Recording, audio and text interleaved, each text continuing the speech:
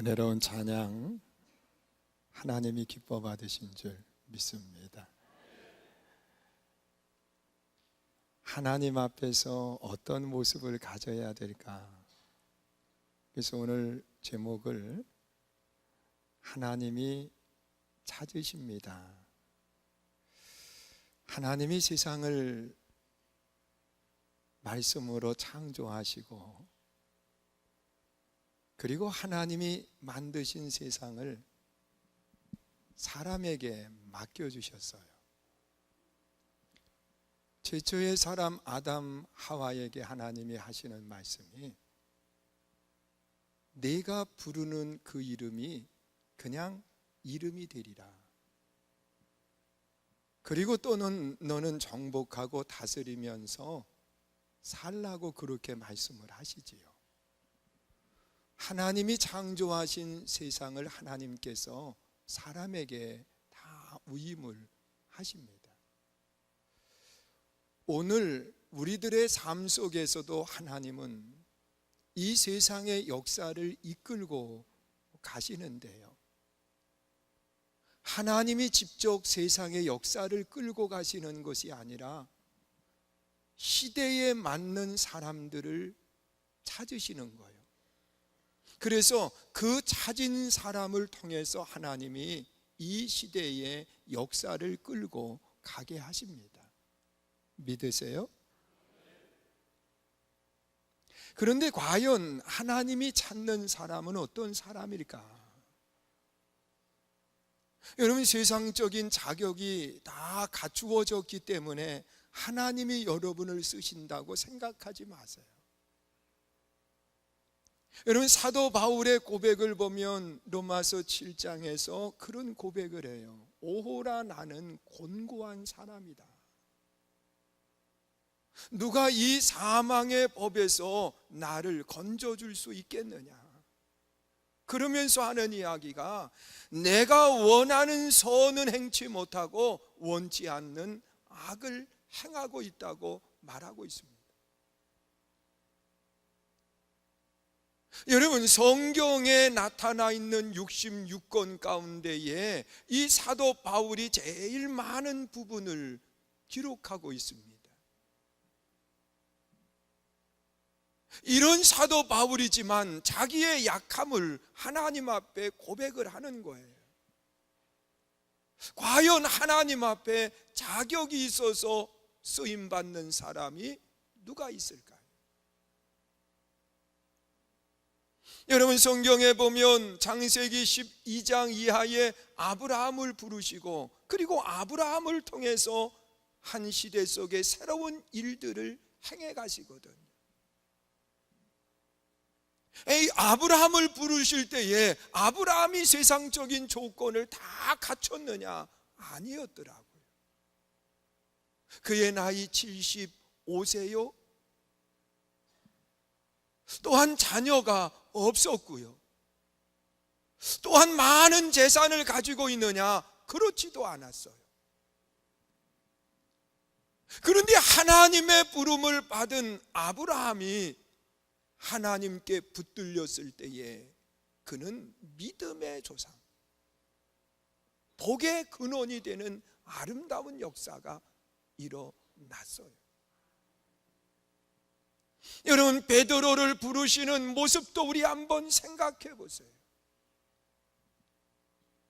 여러분, 시몬 그가 어느 날 고기를 잡았는데 한 마리 잡지 못하고 밤을 새운 거예요.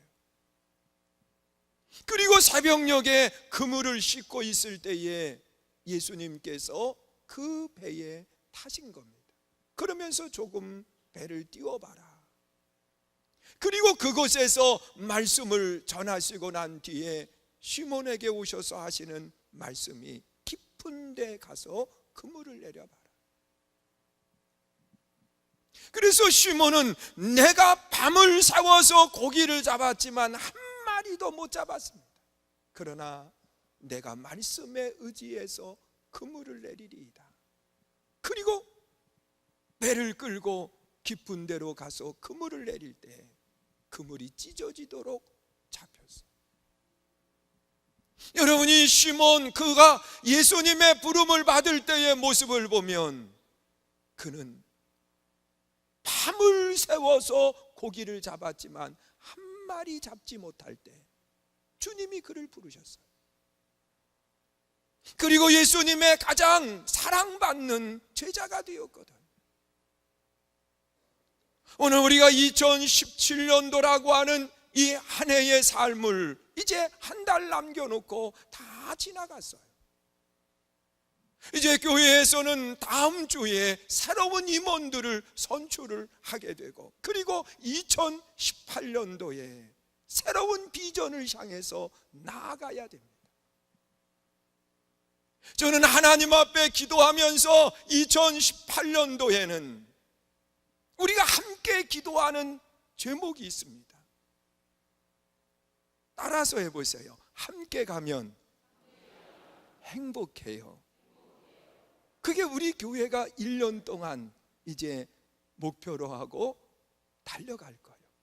함께 가면.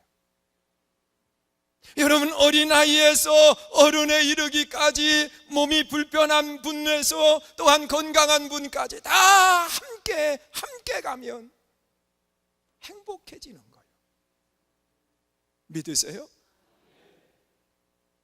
그런데 이 목표가 정해지고 나면 그 목표에 맞는 일꾼들이 세워져야 되거든요. 어떤 사람이 하나님이 찾으실까?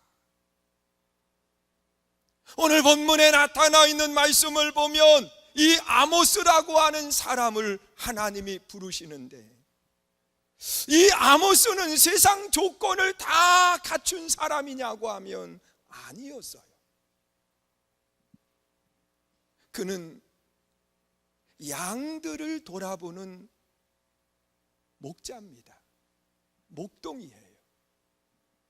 이 양들을 돌아보는 목동은요, 늘 밖에서 생활을 해야 되는 겁니다.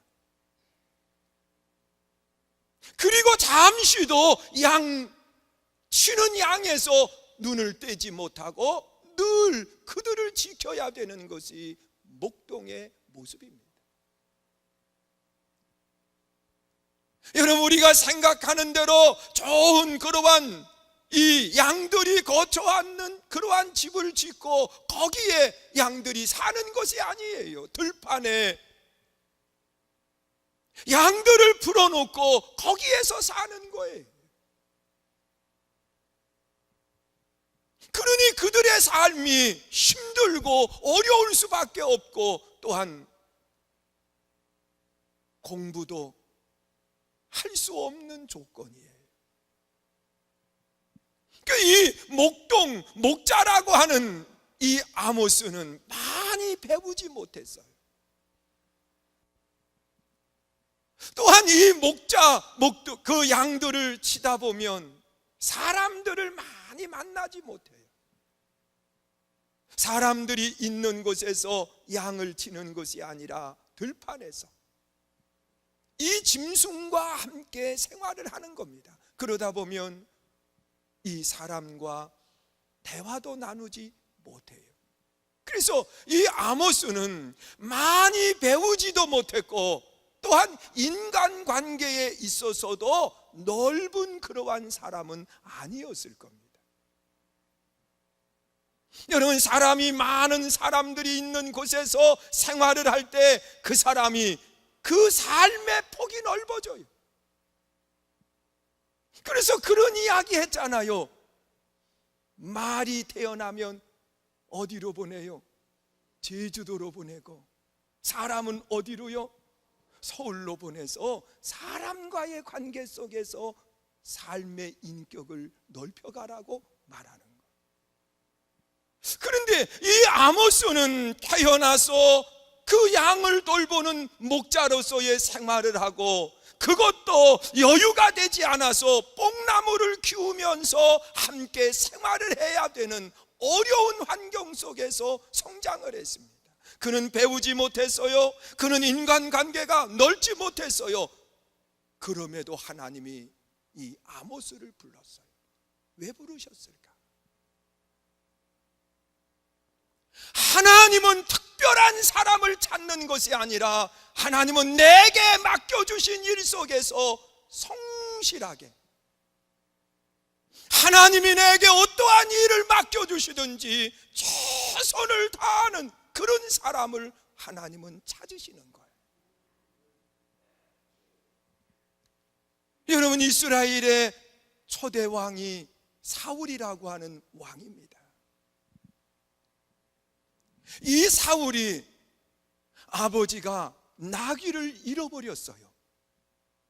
그래서 이 잃어버린 나귀 때문에 염려하고 있을 때에 이 사울이 한 명의 사환과 함께 잃어버린 나귀를 찾아 나선 겁니다. 그리고 이리저리 헤매면서 잃어버린 나귀를 찾았지만 찾지를 못했어요. 그러면서 이 사울의 마음속에 무슨 생각을 했느냐고 하면, 내 아버지가 걱정을 할 텐데. 그래서 아버지가 걱정하는 것 때문에 잃은 나귀를 찾다가 아버지에게로 가겠다고 이야기할 때 사환이 그런 이야기를 합니다. 여기 하나님의 사람이 있는데 그 하나님의 사람이 말씀하시는 것은 그대로 이루어집니다. 그러니까 그분을 찾아가서 물어보면 좋겠다는 거예요.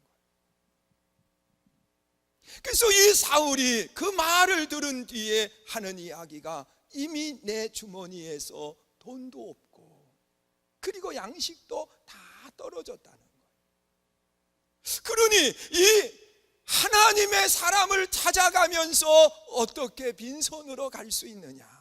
그때 사환이 하는 이야기가, 내게 한 세겔의 4분의 1이 있다는 겁니다. 여러분, 그 당시에 한 세겔은 양 4마리 정도의 가치를 가지고 있다고 말하고 있어요. 그러면 양 1마리 정도의 돈을 사환이 가지고 있는 거예요. 이것이 있다고 이야기할 때 사울은 그걸 가지고 하나님의 사람을 찾아갑니다. 그런데 하나님께서 그 시간에 사무엘 선지자에게 왕으로 기름 부을 사람이 네게 오고 있다고 말해주시는 거예요. 그래서 이 사무엘 선지자가 준비하고 맞이한 사람이 누구냐? 바로 사울이었고, 그 사울을 기름 부어 이스라엘의 초대 왕으로 삼았어요. 여러분, 사울이 왕으로 기름 부음을 받을 때 세상적인 조건을 다 갖춘 것이 아니에요. 여러분, 우리 생각해 보세요. 사울을 기름 부어 왕 삼으려고 할 때에 사울이 그런 이야기를 합니다. 나는 베냐민 지파요. 그 당시에 막내 지파라는 거죠. 또한 기수의 아들, 보잘것없는 집안에 태어난 자녀고, 그리고 또한 생활도 넉넉하지 못한 삶을 살았고, 그러면서 자신의 약함을 이야기를 하고 있습니다. 그런데 하나님은 그를 이스라엘의 첫 번째 왕을 삼은 거예요. 왜였을까? 여러분, 성경을 잘 보시면은요, 사울은 성실했습니다. 성실했습니다. 또한 사울은 가족을 생각할 줄 아는 아름다운 마음을 가졌습니다. 자녀가 부모를 생각한다고 하는 것이 얼마나 소중한 건지 몰라요. 또한 사울은요, 하나님의 사람을 존중했습니다. 이런 사람을 하나님께서는 이스라엘의 처음 왕으로 삼은 거예요. 여러분, 오늘 하나님이 찾는 사람은 어떠한 사람이냐? 성실해야 돼요. 할렐루야. 여러분, 특별한 일에 성실한 것이 아니라 오늘 내게 맡겨진 어떤 일이라 할지라도 성실하게 그 일을 감당해 가는 겁니다. 그리고 또한 관계 속에서 상대를 존중할 줄 알아야 돼요. 여러분, 나만 생각하는 사람이 아니에요. 함께 함께하는 사람이에요. 믿으세요? 이런 사람을 하나님은 찾고 계시는 거예요.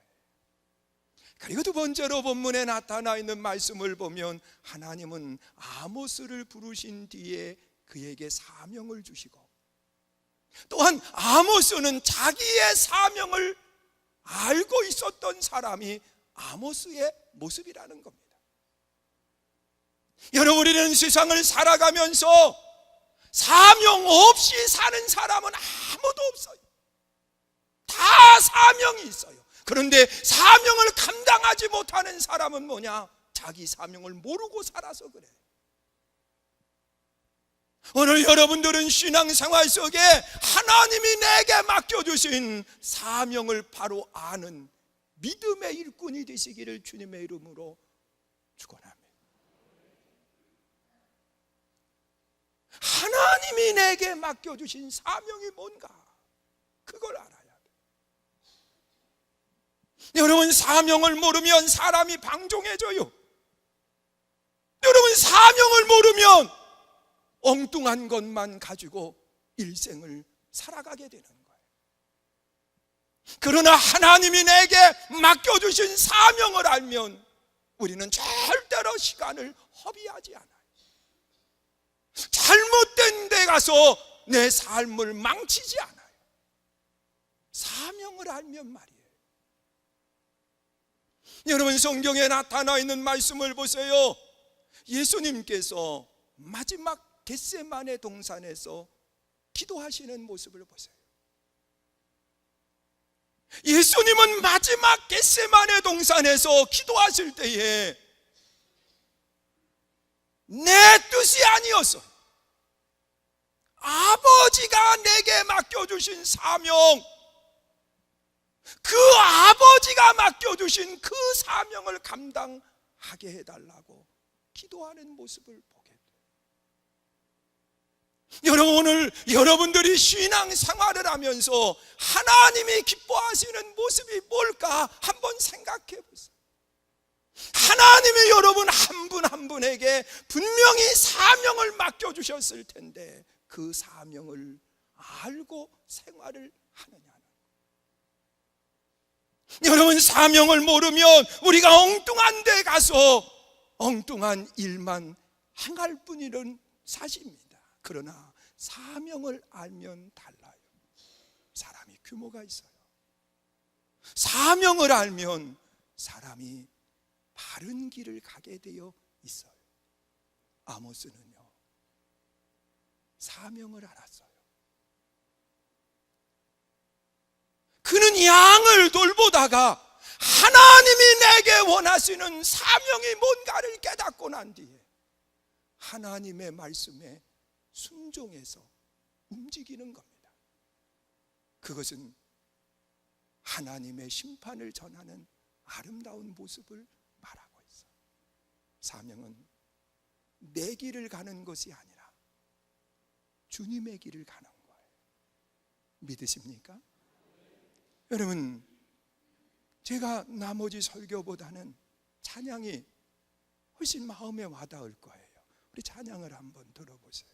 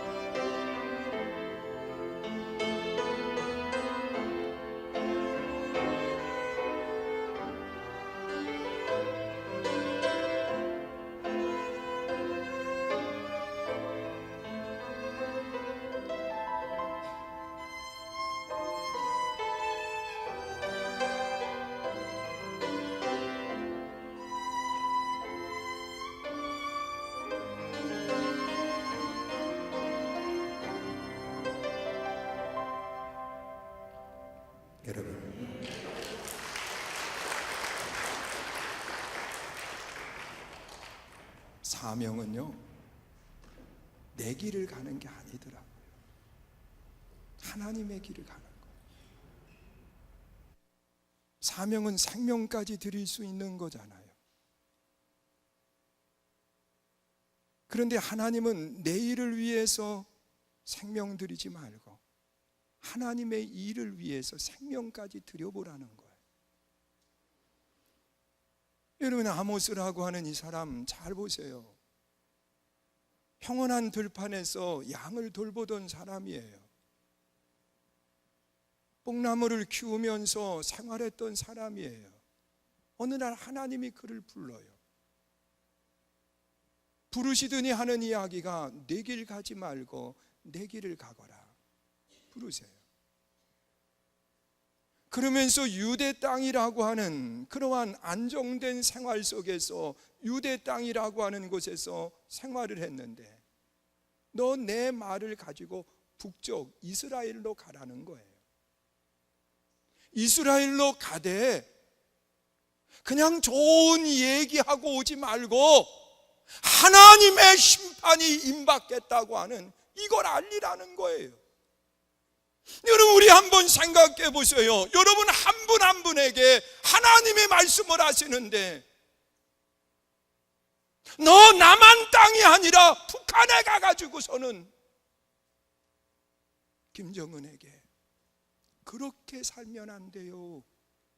당신 이렇게 살면 하나님의 심판을 받게 된다고 이 말 하고 오라고 하면 어떻게 하겠어요? 여러분, 좋은 이야기는 얼마든지 할 수 있어요. 그런데 아모스에게 지금 하나님이 맡겨주신 사명은요, 북이스라엘의 심판을 예고하고 오라는 거예요. 여러분, 1장서부터 9장까지 기록된 아모스를 보면은요, 장마다 다 하나님의 심판의 이야기를 하고 있어요. 망한다는 거예요. 끝난다는 거예요. 이 사실을 가서 전하라는 거예요. 여러분, 아모스가 망설여졌겠지요. 왜? 고난의 자리로 가야 되니까. 그런데 아모스는 본문에 보면 일어나서 그 길을 가는 거예요. 여러분, 예수님께서도 십자가의 길, 그 고난의 길을 가는데 내 길이 아니라 아버지의 길로 가기를 원합니다 기도했을 때에 그를 기다린 것은 십자가예요. 고난이에요. 우리가 하나님 앞에 일을 맡는다라고 하는 것은 영광을 받는 게 아니에요. 고난의 자리로 함께 참여하는 거예요. 저는 요즘 우리 교인들한테 많이 미안한 생각을 가져요. 어제도 300명이 넘는 분들을 식사 대접을 했어요. 나는 원로 목사님들, 사모님들이 마지막 찬양을 하러 올라올 때 얼마나 많이 가슴으로 울었는지 몰라요. 제가 목회를 처음 시작할 때 그 어른분들이, 또 거기에 계신 분 가운데 저를 가르쳤던 선생님도 계세요. 그런데 이 계단이, 우리 계단이 높아가지고 이걸 못 올라오시는 거예요. 한 분이 저 뒤에서 내가 앉아 있으면서 정말 가슴이 철렁했는데, 산곡교회에서 목회를 하신 그 목사님이 체격이 좀 있으세요. 올라오다가 뒤로 이렇게 하는데요, 넘어질까 봐 얼마나 가슴이 철렁했는지 몰라요. 이걸 힘들어서 억지로 올라와 가지고 서서 찬양을 하시는데요, 나는 그 찬양 소리를 찬양을 들으면서 얼마나 많이 은혜를 받았는지. 그 연세 많으신 어른분들, 그 지휘를 하시는 그 목사님은요, 야, 지휘 저만큼 움직이고도 지휘가 되는구나 그랬어요. 그냥 요렇게만 하시는데요, 이야, 어제 보신 분들 정말, 내가 여기 앉아가지고, 야, 저분 최소의 힘을 가지고 전체를 움직이는 모습이 얼마나 아름다웠는지 몰라요. 끝나고 난 다음에 제가 그랬어요. 원로 목사님, 사모님, 한번 모시고 싶다, 모시고 싶습니다. 그랬더니 하는 얘기가요, 광 목사님, 11시 예배도 좋고 언제든 좋아. 우리는 부르면 갈 수 있는 자세가 돼 있다는 거예요. 왜냐고 하면 목회를 안 하시니까 주일 예배도 따로 이렇게 드리시는 데가 없거든요. 그러니까 불러만 주면 언제든지 달려오겠다고 그렇게 얘기하시죠.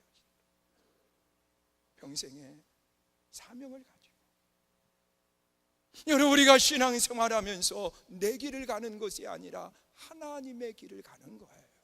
힘들지요? 어렵지요? 오늘 여러분들이 이 믿음을 가지고 정말 2018년도에 내가 하나님의 길을 가겠습니다, 내게 어떠한 것이 주어지든 하나님의 길을 가겠습니다, 그런 신앙의 결단이 있는 아름다운 일꾼들이 되시기를 축원합니다. 우리 함께 찬양하기를 원합니다. 우리가 주보에 냈던 찬양을 바꿨어요. 3부 예배 때, 2부 예배 때 찬양을 하고 난 뒤에 이 주의 길을 가리라, 이게 얼마나 은혜가 되는지, 그래서 제가 부탁을 했어요. 나 혼자 하기는 힘드니까 우리 찬양팀들이 함께 나와서 했으면 좋겠습니다. 그리고 부탁을 드렸어요. 우리 함께 찬양을 합니다. 주의 길을 가리라. 우리 찬양하시고요, 이 시간 통성으로 기도하시는데 우리 말씀 붙들고 기도하는 거예요. 하나님, 내 길이 아니라 주의 길을 가겠습니다. 하나님의 영광의 길을 가겠습니다. 우리 함께 찬양하고 우리 함께 통성으로 기도합니다. 또한 기도받기 원하시는 분들은 나오시면 기도해 드리도록 하겠습니다.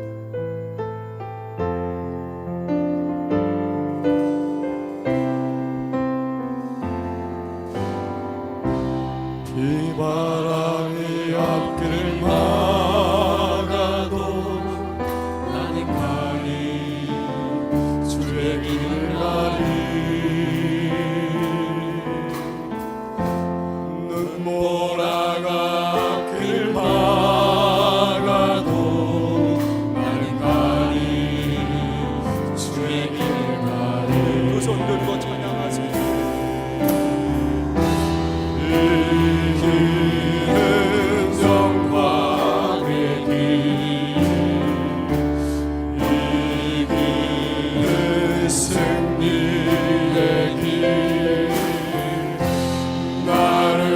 구원하신 주님의 십자가 지고 가신 길, 나는 가리라.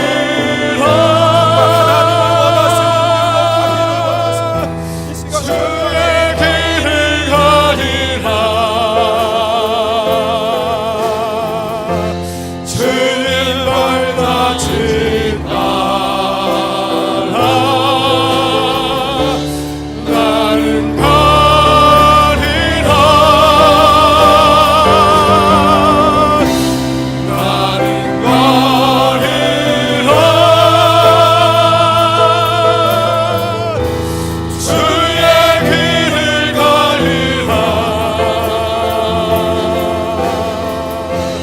주님 발같이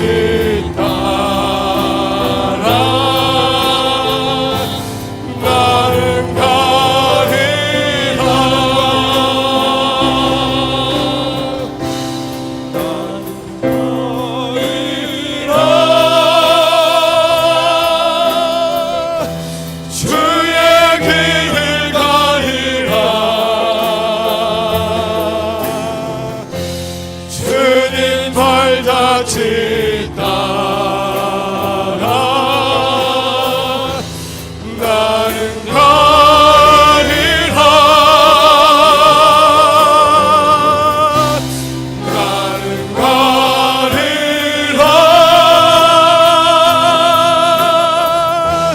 주의 길을 가리라. 주님 발자취 따라